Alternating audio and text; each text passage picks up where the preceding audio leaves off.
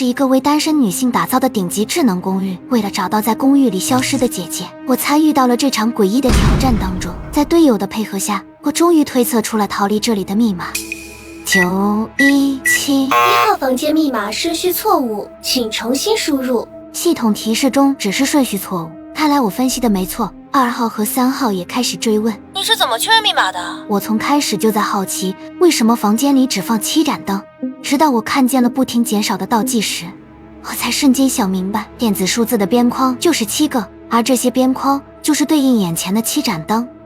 哦，我明白了，亮着2个灯的只能组成数字1，亮着3个灯的只能组成数字7。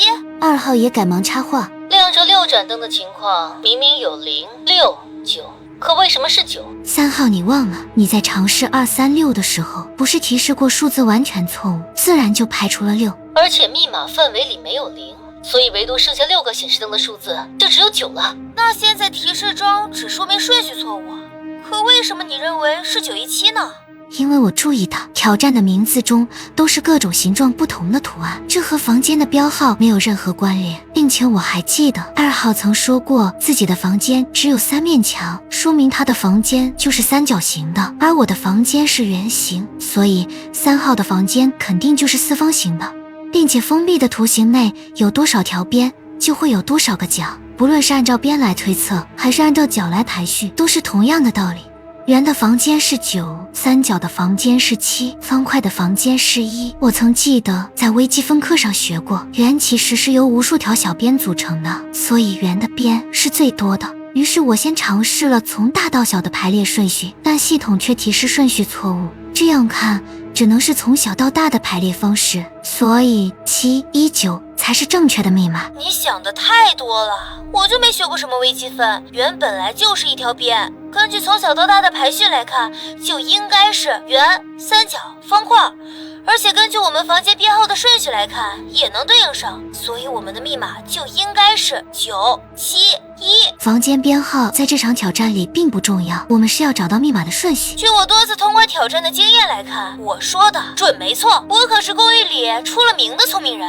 2号你怎么看？能听到吗？然而2号始终没有回应我们，下一秒电子音再次响起，2号房间密码正确，成功逃脱。我上早八，2号真是服了你个老六了，不声不响自己就跑了，你看到没有？我刚说完2号就成功了，你就信我的准没错。我敢肯定密码就是719，不会错的。谁知道你是不是在骗我？这样好给你排除错误的答案，你比这个2号还坏。我说你俩都上走吧。你不相信我没有关系，如果答案不对，你可以到15层左手边第2个房间找我。看着即将结束的倒计时，我再次嘱咐3号，如果他听到我房间正确的提示音后，就一定要输入我说的密码。如果系统提示我的密码错误，那他说的密码可能就是对的。听着3号一直在碎碎念念，我感觉十分的无奈，只好赶紧输入密码，等待着系统最后的提示。1号房间密码正确，成功逃脱。房门缓缓地打开，我刚想按下通话键，语音就彻底中断，紧接着房间就陷入了一片黑暗。现在只希望3号能相信我的推测。刚走出房门，一个巨大的机器人赫然出现在我的眼前，我仅仅是看了他一眼，便感觉脚下一软，倒在了地上。就在我即将晕厥时，我再次听到了系统电子音的提示：3号房间挑战失败。看来他还是没有选择相信我，也许互相猜忌才是这场挑战中最可怕的地方。等我再次醒来，却发现我已经回到了自己的房间。突然，一个陌生女人的说话声在耳边响起：“我听说你在找我。”震惊惨案：麻吉公寓遭遇黑熊入侵，无一生还。我惊恐地看着帖子中的照片，因为这正是我所在的小区。下一秒，门外就传来了摩擦指甲的声音。这是我放假期间刷到的帖子，本来没当回事，可帖子中还放着受害者名单，看起来就和真的一样。就在这时，房门突然传来了刺耳的声响，我吓了一跳，站立地走到门边，探头往猫眼看去，可外头黑漆漆的，什么也看不见。也许是我听错了吧，一定是受到那帖子的影响，才会出现这种错觉。我又一次看向了帖子，这才发现这篇帖子居然是5天之后发布的。我忍不住翻了个白眼，这么明显的恶作剧，还会有人相信吗？我接着往下翻去，可帖子的内容却越来越瘆人，也越来越真实。在5月2号这天，有一只黑熊进入了麻吉公寓。这只黑熊非常的邪门，听说还可以像人一样思考。突然，黑暗一瞬间笼罩了我，我吓得尖叫出声。怎么回事？我试了试开关，可灯没有丝毫的反应。难道是停电了？我皱起眉头，隐隐感觉到了一丝不安。跟帖的人越来越多，当网友把受害者的照片发出来时，我的血液仿佛都凉了几分，因为照片里的人竟然就是我。原本以为是谁 P 的图，可照片中的那人左手虎口的位置有颗黑痣，这件事只有我自己知道。如果照片不是假的，那么只有一种可能，这个帖子真的来自于5天后的未来。也就是说，在今晚会有一只黑熊闯入麻吉公寓，然后将我们所有人都杀光。我一下就想到了刚刚门口传来的异响，那有可能并不是我听错了，而是那只黑熊已经进来了，正用锋利的爪子尝试开门。想到这儿，我额头一下全是冷汗，就想着把这个事告诉小区的保安，可我发现手机根本截不了图，一旦我尝试截图就会死机。可是没有证据，我该怎么让别人相信我？我也不能找帽子叔叔，因为这件事还没发生。就算我跟他们解释，可没有证据的话，帽子叔叔也会觉得我疯了吧？正当我犹豫该怎么办时，一个十分细微的声音吸引了我的注意，像是有什么东西正在用指甲敲击着房门，一下又一下，十分规律。我突然想起自己刚才发出的尖叫声，如果那黑熊就藏在门外的话，那是不是更让他确定了我就在房间里？一想到那黑熊可能已经来到我门口，我后背汗毛耸立。可不知道为什么敲门声响了一会就停止了，我吞了口水，实在没有勇气再去看猫眼。周围仿佛陷入了一片寂静。不对，太奇怪了，我突然发现刚刚忽略掉的细节，邻居们为什么会这么安静？我住在503、502，是一家3口，孩子刚刚1岁，经常哭闹。我明明刚才发出了那么大声的尖叫，却没能听到孩子的哭声。而且对门501的小伙子是个游戏主播，平时就吵吵嚷嚷的，现在也没有任何动静。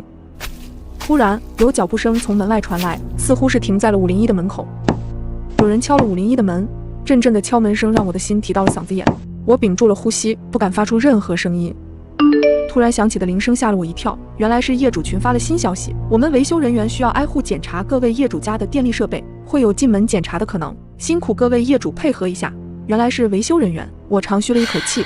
几秒后，关门声响起，看来是维修人员进去了。可我等了半个多小时，都没听到开门声再响起。检查电力要这么久？我有些困惑和不安。想了想，我掏出手机在业主群询问物业电力维修需要多久，可物业却说一般10分钟左右就会搞定，但我们的维修师傅还没到，请耐心等待一下。刚刚的维修人员是谁？我紧张的大气都不敢喘，缓缓地透过猫眼向外看去，依旧还是什么都没有。我连忙给501发了消息，过了好一会儿，他才回复了我：姐，我家水管破了，大晚上找人修呢。我给他打着手电筒修了半个多小时了，也没弄好。我松了口气，心想自己真的太疑神疑鬼了。也就在这时，业主群里有人说话了：501，你家水管怎么还没修好啊？弄得现在我家卫生间里都是水，把家具弄坏了你赔。打电话你也不接，你给我等着。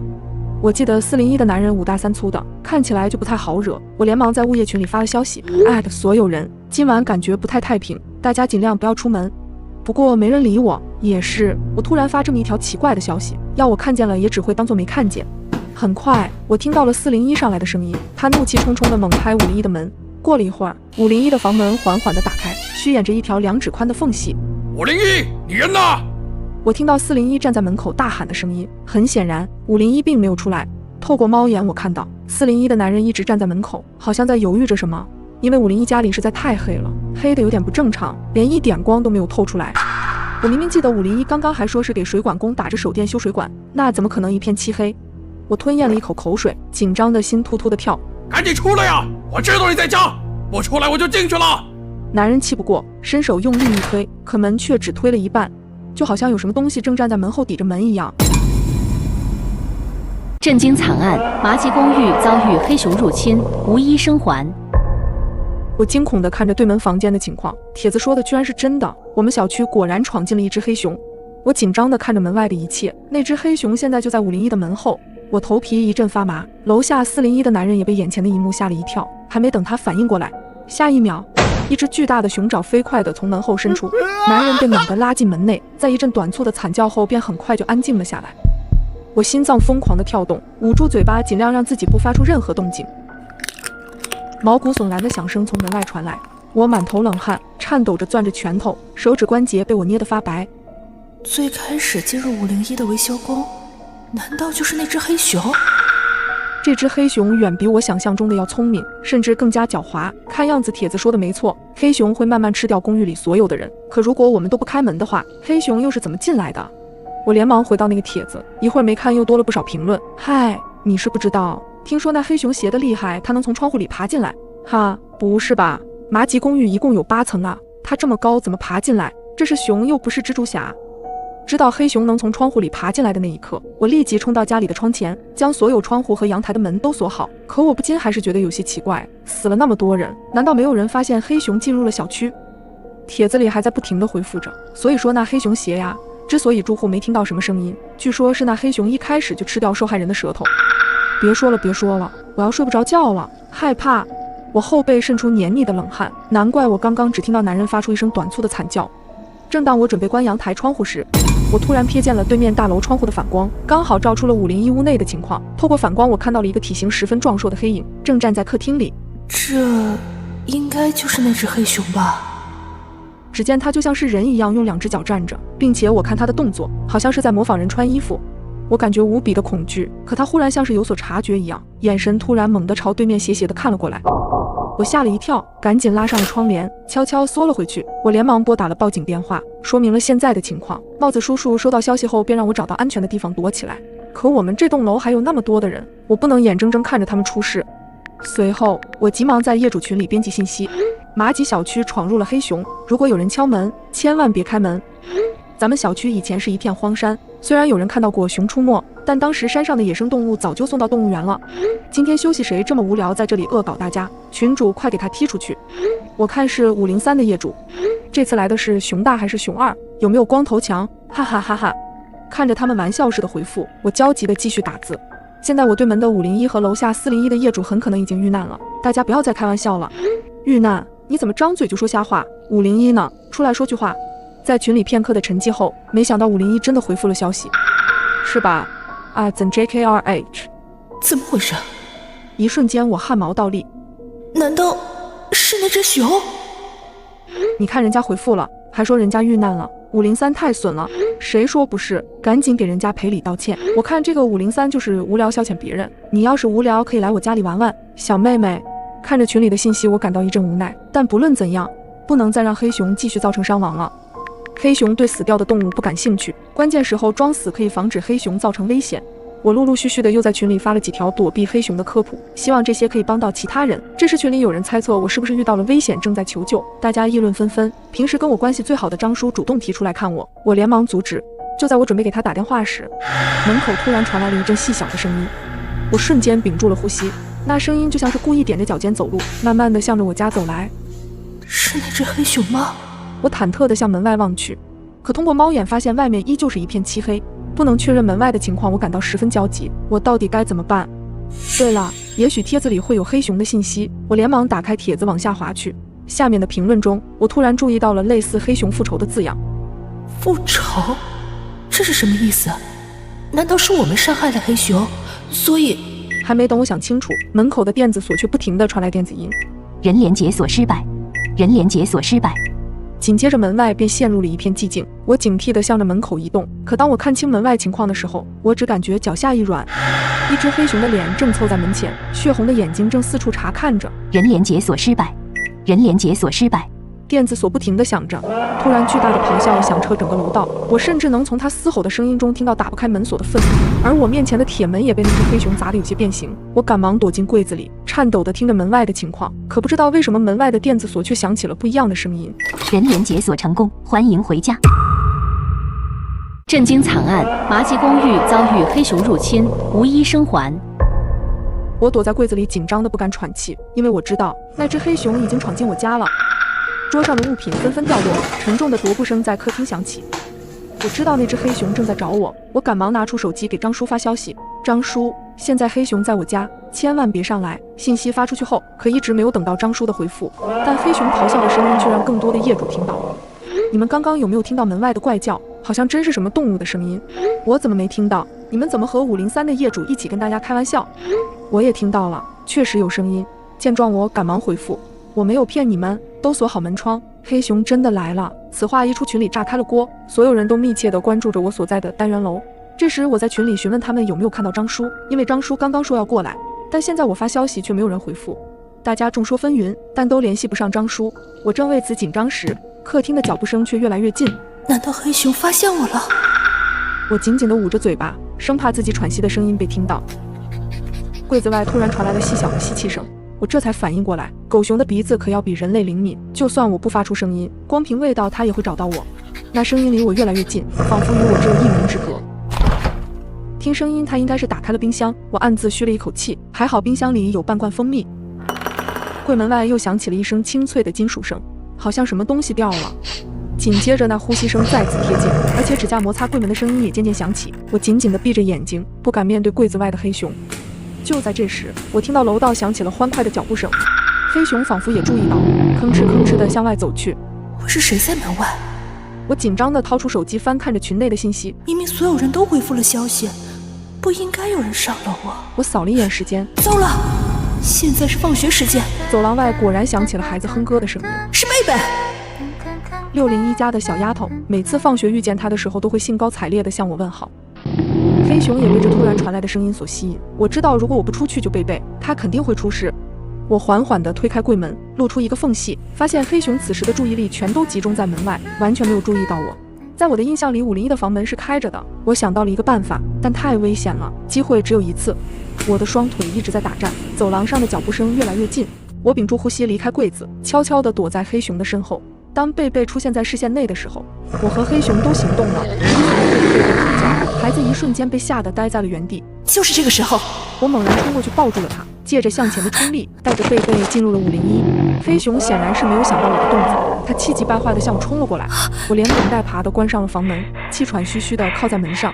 刚才实在太紧急了，我都没注意到自己的腿被刮掉了一大块皮。我安抚了一下贝贝，而门外又响起了撞门的声音。那只黑熊的力道越来越大。正感到绝望的时候，一阵铃声响起。我趴在猫眼上向外看去，发现我家单元门锁的铃声响了起来。可下一秒，客厅传来的声音让我冷汗直流。小姑娘，我是张叔，物业让我过来给你送东西，你开下门。张叔果然还是来了，而且这个黑熊还接通了电话，像是在模仿人说话一样。我不敢相信自己听到的一切。难道那只黑熊真的听懂了张叔说的话？而且接完电话后，黑熊居然向着楼下走去。我赶忙给张叔拨通了视频电话。我在房间内焦急地等待着，过了半晌，张叔的面庞才出现在手机屏幕中。姑娘，你没事吧？你的家里怎么这么黑？张叔，我家进了头熊，我知道你很难相信，但现在那头熊下楼了，你赶紧跑，不然……还没等我说完，我就听到楼下单元门开锁的声音。张叔接电话的时候还一脸轻松，可门被打开的一瞬间，他露出了惊悚的表情。又是一声惨叫，紧接着视频通话便中断了。我倒吸一口凉气，赶忙打开门，对着楼下大喊：我就在楼上，你不是要吃我吗？来啊！我虽然很紧张，但我想吸引黑熊上楼，这样他就没机会再伤害张叔了。黑熊的咆哮声在楼道里再次回响。我看着躲在我身旁瑟瑟发抖的贝贝，虽然这个举动吸引了黑熊，但终究是杯水车薪。我咬了咬牙，离开了房间，并告诉贝贝不要给任何人开门。说罢，我便向着楼上跑去。我现在只能吸引黑熊，争取能和黑熊错开下楼的位置。毕竟我们小区除了楼道，还有一个额外的消防通道。可腿部的伤让我很难上楼，好不容易一瘸一拐地上了几层，腿部的疼痛差点让我昏厥过去。可我一回头，却发现黑熊已经出现在身后。在和黑熊对视的一瞬间，他张着血盆大口扑向我。我绝望地闭上了眼。几声微弱的响声响起，等我再睁眼才看到，帽子叔叔使用麻醉针控制住了黑熊，而我也被顺利救下。后来我才知道，当时张叔看到黑熊后就躺在地上装死，而我的声音正好吸引了黑熊。被捕的黑熊很快也被人们认了出来，正是之前在荒山上居住的黑熊。当时人们在铲平荒山的时候，就能在工地听到黑熊吼叫的声音。也许黑熊觉得是我们人类占据了它的家园。现在黑熊已经被送往动物园，得到了妥善的安置。至于501和401，在两人看到黑熊的第一时间就被拍晕了，所幸并无大碍。当帽子叔叔问起我是怎么发现黑熊的时候，我想起了那篇帖子，可在翻看手机却发现它消失了。看样子是我改变了未来的结果。也许冥冥之中，那条帖子就是希望我能扭转未来，避免悲剧的发生。过了半个月，我几乎忘记了这件事，直到我去动物园游玩的时候，我又看见了那只黑熊。它完全没有了那天的凶残，眼神中也露出些许安心。只不过它在认出我后，便目不转睛地盯着我。回想起那天它的种种行为，难道它真的只是一头普通的黑熊吗？如果你被卷进门外有杀人狂的超市中，又发现和你躲在一起的人中有他的同伙，你会怎么办？因为第一次出国留学，闺蜜为了让我了解当地风情，便带着我一同逛超市。然而就在我们精心挑选零食的时候，突然远处传来了一声尖叫，紧接着混乱的人群向我们袭来，我们不知所措地躲避着，但冲撞中闺蜜被撞倒在地，我连忙将闺蜜扶起来，直到我们看到一个满是血迹的女人，才慌不择路地跑了起来。好不容易我们找到了一个人多的地方躲了进去，经过打听才知道，原来有杀人狂闯了进来，有好几个人都被砍伤。在场除了我和闺蜜还有几个人，大家都互相不认识，只是恰巧被困在仓库里。没过一会儿，门外传来一阵清脆的脚步声，那声音似乎不紧不慢地在外面晃荡，我的心提到了嗓子眼。直到脚步声慢慢地远去，我才长吁了一口气，大家紧绷的心情也稍微放松了下来。每个人纷纷拿出手机想要报警，可能是因为仓库的位置偏僻，或者是手机信号比较集中，电话一直打不出去。没多久，门口响起了急促的敲门声。救救我！救救我！快开门！门外一个女人疯狂地喊道，还没等我们反应过来，门外又发出了2声惨叫。我们所有人汗毛都竖了起来，女人的叫喊声戛然而止。我缓缓地低下身子，想要透过门缝看看外面的情况，结果我看到的是一个女人一动不动躺在地上。我没忍住惊叫一声，浑身颤抖，对着大家说：他好像死了。我被眼前的一幕吓得语无伦次，房间里沉闷的气息让人感到压抑，门外已经许久没有声音了，我们也屏住呼吸，不敢发出任何声响。可不久后，门外突然又有人敲门。里面有人吗？外面现在安全了，你们出来吧。我们相互对视了一眼，不太确定外面是什么情况。一个大叔颤着声音问道：你是谁？我是超市的管理员，我知道超市的后门在哪里，我带你们先逃出去。听到这儿，众人如释重负，正准备上前开门。等等，确定要开门吗？如果他是凶手呢？我急忙低声阻拦，众人瞬间陷入了沉默。你有什么证据证明你是超市管理员？没过一会儿，门缝处被递进来一张工作卡，闺蜜急忙将卡捡起查看，这卡确实是超市员工的。不过闺蜜在接到工作卡的时候惊恐地捂住了嘴，急忙将我拉到一旁，在我耳边悄声道：这双鞋我在摔倒的时候看到过，所有人都在逃跑的时候，只有这双鞋的主人仿佛在散步一样悠闲，所以他肯定有问题。闺蜜狠狠地抓着我的手臂，有些颤抖。闺蜜不会骗我。听到闺蜜的说辞后，我对着门外喊道：工作卡并不能证明你的身份，既然这样，你为什么不报警等警察来呢？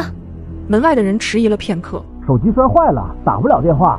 仓库的第一排放的是马奇饮料，这是我早上刚搬进来的。如果我不是管理员，我怎么会知道这些啊？我得对顾客的生命安全负责，相信我，把门打开吧。听到这儿，一个中年大妈去确认了货架上的东西。货架上的东西是对的，我们先出去吧，这里太压抑了。转身，他和大叔想去把门打开，另一个戴着眼镜的小伙从角落里站出来。你们先别冲动，仓库里的东西在提货单上都可以查到的。如果门外的是凶手的话，那太危险了。我随声迎合。况且你们看，头上有监控，仓库里的东西都可以看得清清楚楚。你想的太多了，我孙子还等我回去给他做饭呢。你们不出去，我得出去。出去是可以，但是现在我们又看不到他长什么样子，万一这个工作证是他从仓库管理员手里抢来的呢？大妈看我阻挠她出门，一脸鄙夷地看着我。那你这么说，难道警察来了也要你同意才能开门？现在有人救我们，就赶紧走吧。管理员，你帮我们看着点，我们马上出去。大叔侧耳等待着门外的回话，可门外迟迟没有动静。啊，他怎么不说话了？他不会走了吧？都怪你们，救人还挑三拣四的。现在好了吧？片刻的沉寂后，外面响起了急促的脚步声。快开门！你们快出来！我刚才去了隔壁的监控室，你们之中有个人就是凶手的同伙。如果你被卷进门外有杀人狂的超市中，又发现和你躲在一起的人中有他的同伙，你会怎么办？快开门！你们快出来！我刚才去了隔壁的监控室，你们之中有个人就是凶手的同伙。门外超市管理员的话让众人陷入了混乱，我和闺蜜也警惕地环顾着其他人，大家都纷纷向后退去。门口的大妈害怕的直接想把门打开，好在戴眼镜小伙站在门前拦了下来。不要他说什么我们就相信，他的身份都还不确定。你倒是说说看，同伙长什么样子？门外的超市管理员思量了一会儿，因为监控像素并不清楚，只能看到他身上有血渍。门外刚说完，闺蜜震惊的声音就从我旁侧传来：你裤子上什么时候沾上血的？我还来不及解释，一个躲在大叔身后的小姑娘露出了半张脸。怪不得一直不让我们开门，你就是那个同伙吧？环顾四周，就只有我的裤子上沾染了血渍。为什么这么巧合？我居然完全符合杀人犯的特征。我真的不是什么同伙，这些肯定是刚才人群混乱的时候蹭了上去。可众人看着我的眼神还是充满了怀疑，就连刚刚反对开门的小伙子也有些动摇。我们现在要先确认的是门外人的身份，不要他说什么都相信啊。然而大叔大妈反倒嘲讽我，一直做着一些没有根据的推断，也不让大家相信我说的话。一旁的闺蜜不停地帮我辩解，急得眼泪都流了下来。我们反对开门是因为门外的人的鞋子有问题，如果我闺蜜真的是杀人犯，我们应该同意开门才对啊。如果按照你这么说，想开门是杀人犯的同伙，那很多人都有嫌疑。一旁的女生又发声，门外的人不论怎么说，我们都要先确认屋内有没有凶手，我们要保证自身的安全。眼镜男也在一旁对我说，你的想法确实很好，这位姑娘说的也没错。我们现在产生的问题就是仓库里到底有没有杀手，如果有，杀手那个人又是谁？只有我们确认了这件事，才能知道门外的人到底可不可信，我们才能确定要不要开门。我连忙询问，你有办法吗？眼镜男站在门前沉思着没有回应，他提出的问题也在困扰着我，因为我肯定不是杀人犯的同伙，而门外的人这样指向性的说了我特征，在我看来他有着很大的嫌疑，那他这么做就是为了证明他是超市的管理员，让其他人相信他，从而把门打开。我明白了，他最终的目的是让我们开门，所以他一定是凶手。可为什么他非要进来不可？难道这个仓库里有什么重要的东西？我努力地向大家表达出我的想法，现场除了眼镜男和闺蜜，却没有任何人听进去我的话。你们没有证据，凭什么说我闺蜜是杀人犯的同伙？证据？我想起来了，我记得那个眼镜男进来的时候，手上好像拿了什么东西，衣服上也有着污渍，但是现在都不见了。众人的目光都转向了眼镜男，眼镜男连忙解释，我手里没拿什么东西，你是不是看错了？刚才就见他在角落里，是不是藏起来了？闺蜜见到有人有重大嫌疑，便连忙起哄，走去找找。女生拉着大家在仓库里寻找，我和闺蜜跟在他们的后面看着他们行动。忽然前面的大妈发出了一声惊呼，这里怎么有带血的衣服？大妈惊恐地指着藏在箱子堆中的那件衣服。我们听完后这才靠了过去，只见角落里被箱子掩盖了一件沾染了大片血渍的男士卫衣，而衣服中还裹着一把刀。眼镜男连忙否认，这些东西不是我的，我根本就没有杀过人。小女孩委屈地躲在大叔身后。原来门外的人真的是管理员，对不起姐姐，是我太害怕心急了，是我错怪姐姐了。这个男人好可怕，叔叔，怪不得从刚才开始他就各种阻挠。眼镜男听着话语不停地解释，但众人却是慢慢向他远去，看着大家的眼神，眼镜男怒吼道，说的不是我，就不是我！他要行凶了！一声惊叫从人群中传来，一下子加深了所有人的恐惧。年轻的女孩捂着眼睛向着门口跑去，大叔和大妈也急忙跟着逃走。难道门外的人真的就是超市管理员？真的是我想多了。我心里还是隐隐感到有些不对劲，但却根本阻拦不了大家想冲出去的决心。门被打开的那一瞬间，我们看到确实是一名超市的员工站在门前，他戴着口罩和帽子，低着头，根本看不清面容。我拉着闺蜜警惕地看着眼前的情况，直到那个瘦小的女生走到那名超市员工面前，超市员工抬眼看向了她。此时一直关注的我注意到了超市员工的那双眼睛，无比犀利，和工作证上完全不一样。你怎么乱跑？害得我费了这么多口舌才让他们把门打开。里面这群傻子被你耍得团团转。我惊恐地拉着闺蜜往后退去，眼看她从背后掏出了一把带血的刀刃。原来那名瘦弱的女生才是杀人犯最重要的东西。正当我们陷入绝望的时候，忽然传来了大量的脚步声，沉重而急促。警察，放下武器，趴在地上。我已经很久没有看到对面楼层的女人了，难道她真的出事儿了？她窗户上的图案又代表什么呢？我是一个失败的小说作家，因为作品销量一直不佳，收入也得不到稳定的保障，被迫我只能搬进了这所廉价的公寓楼。也是偶然的契机，正当我在窗口思索剧情的时候，我看到了那个女人，她似乎没有拉窗帘的习惯，略显昏暗的灯光下闪过一个窈窕的身影，窗户里只看到她那修长的手臂将身上的衣服一件件扔在床上，很显然她是要去洗澡。于是我盯着对面无人的房间看了一阵子，那也是一间卧室，只是陈设十分简单，从这里看过去房间里的情况一览无余。一开始我感到有些不可思议，但时间一长，我也就自然接受了，毕竟我也是女人，就当做是同性之间的互相欣赏吧。某天，我再次坐在窗口苦思冥想的时候，熟悉的景象消失了。他今天居然破天荒地拉上了窗帘。我原本以为他终于有了保护隐私的意识了，可1周过去了，我隐隐感觉到了异常，因为这段时间他的窗帘一直没有拉开过。甚至窗台上的衣服也很久没有收回去了。更不对劲的是，今晚我照例在窗口看着对面黑乎乎的楼层发呆，突然我注意到对面阳台的窗户上似乎多了一些图案，那是一个用深红色颜料涂抹上去的，乍一看甚至觉得像是人血，整个图案看上去歪歪扭扭的，毫无章法。这显然是慌乱之中画出的东西，但这到底是什么意思呢？情急之下，我甚至开窗探出头，换各种角度去看，这才终于有了眉目，一板一眼地念出了2个字幕 SO。 我被自己画吓了一跳，不由自主地打了一个冷战。他真的出事了吗？我紧张地想拿出手机报警，可转念一想，我又该怎么解释？我偷窥到对面窗户上有一个好像求救信号的图案吗？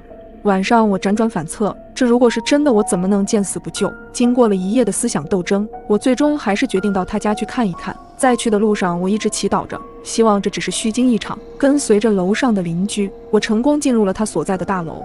我可以进来，那么其他人也可以。这么一想，便越发的相信自己的猜测了。我忐忑地站在房门前，轻轻地敲了几下门，下一秒，门居然被我缓慢地推开了一条细缝，门没锁。我推开了房门，有人吗？喊了几声，依旧没人回应。我缓缓地推开了门，似乎是因为窗帘被拉上的缘故，里面十分昏暗，什么东西都看不清。我咽了一口唾沫，回头看了一眼走廊，在确认无人之后走进了房间。屋里光线昏暗，我明明是来救人的，可却有一种做贼的感觉。我不敢开灯，只能用手机屏幕微弱的光照明。屋子里的地板上凌乱不堪，我一边回忆着通过窗户看到的情况，一边寻找着正确的方向，蹑手蹑脚地摸进了我记忆中的那间卧室。卧室里的情况令人触目惊心，原本整洁的床单变得又脏又皱，床单上还能隐约看到斑斑血迹。难道他真的出事儿了？种种迹象表明，他可能真的出事儿了。我本能地捂住了嘴巴，想着是不是应该先逃离这里，毕竟我多待1秒，危险就多上1分。就在我惶恐不安之际，一阵细微的呼吸声从身后传来，我僵硬地扭过了身子，却没有看到任何人影。下一秒，我几乎是疯了一样逃回了自己家。然而在我开门的瞬间，我发现门口竟然有一张褶皱的纸条，这显然是有人刻意塞进来的。我深吸一口气，顾不得擦去额头上的冷汗，猛地将纸条摊开，上面写着2个字：快跑！我一脸惊恐地坐在地上，这会是谁塞的纸条？我强迫自己冷静下来，当下最好的选择就是马上离开这里，然后去报警。可我不知该跟他们怎么说，这听上去就像一个荒唐的故事。我私闯了民宅，还发现了命案，可我却没有任何证据。这种情况令我一筹莫展，虽然我很想救对面的女孩，但是却无能为力，甚至我也可能被凶手盯上了。我握紧了手中的纸条，如果这个真的是有人故意塞给我的，楼道2端都有监控，那个放下纸条的人一定会被监控拍到。顺着这条思路，我跑到了小区的保安室，利用自己小区业主的身份，成功的看到了监控。我的心跳骤然加速，随即将视频放大、放大再放大。这个人一头波浪卷发，尽管戴着口罩，但还是可以看出此人目光中显露出的疲惫。我一脸惊恐地后退了几步，这不就是住在对面楼的那个女孩吗？怎么会这样？她这不是好好的吗？那她又为什么要在窗帘上留下求救信息？我又回想起床上的血渍，难道杀人的是这个女人？可她为什么又要给我塞纸条呢？整件事变得更加诡异起来，我感觉自己的脑子已经不够用了。我疲惫地回了家，还特意检查了反锁的门。这个地方我可能真的不能待下去了。我紧忙收拾起屋子里的东西，正当我收拾到桌上的电脑时，眼睛的余光无意间扫到了对面楼的女人家。只见她家窗帘忽然被猛地拉开，接着是女人一脸急切的表情。我看到她站在窗前手舞足蹈，似乎是想向我传达什么信息，可声音并不能传这么远，所以我并不知道她在说什么。我看到她不停地用手指着窗户上的图案，还没来得及思考她想要表达的意思，屋外突然传来了敲门的声音。现在可是深夜，谁会在这种时候突然来访？敲门声一阵阵的传来，今天发生的事情太诡异，我始终没敢发出一点声响。我慢慢挪到了门边，透过猫眼看去，那是个看着很普通的男人，只不过胡子拉碴的，皮肤微微泛白，看样子像是许久没有出过门了。下一时间，我再次望向了窗户对面的女人，她依旧一直晃着手臂，再次指了指那个诡异的符号。一瞬间，我似乎想通了一切。505，对面窗户上的图案根本不是求救信号，而是505，那正是我家的房号。那个女孩一直都在提醒我。门外的敲门声已经停止，但我依旧不敢开门，我怕她还是躲在了我家门口。对面的女人是因为某些原因得知了这件事，所以她想着要救我。想明白了一切后，我下意识咽了口水，最终拨通了报警电话。那个男人被抓住了，起初他并不愿意承认自己有问题，直到找到了对面的女人，经过一番开导之后，他才终于说出了事情经过。原来那个女孩因为不拉窗帘而被男人盯上了，后来又遭受多次伤害与威胁，产生了应激反应，迟迟不敢报警。这些天男人也一直在女孩家里，当然也发现了站在对面观察女孩窗户的我。而我去他家的那天，那个男人其实就在屋内，但因为门是开着的，他不好下手。女孩则是恰好找了个借口，特意跑到我家，留下了纸条，就是想提醒我离开。因为他发现了那个男人的下一个目标就是我，即便他不敢报警，他依旧鼓足勇气想来提醒我。最后那个男人得到了应有的惩罚，而我则经过女孩同意后，把这一切写成了一篇精彩的故事，希望能够被更多像我们一样的独居女孩看到。一定要注意保护自己的隐私，不要重蹈覆辙。